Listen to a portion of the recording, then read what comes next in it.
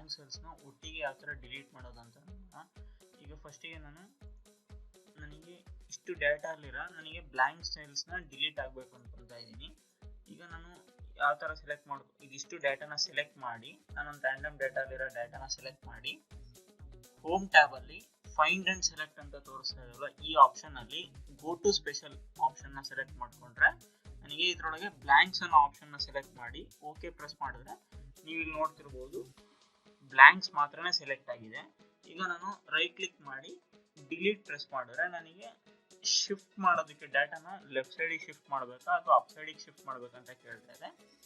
ಈಗ ನಾನು ಲೆಫ್ಟ್ ಅಂತೇಳಿ ಸೆಲೆಕ್ಟ್ ಮಾಡಿ ಓಕೆ ಕೊಟ್ಟರೆ ಈ ಥರ ನನಗೆ ಬ್ಲ್ಯಾಂಕ್ ಸೆಲ್ಸ್ನ ಒಟ್ಟಿಗೆ ಡಿಲೀಟ್ ಮಾಡ್ಬೋದು.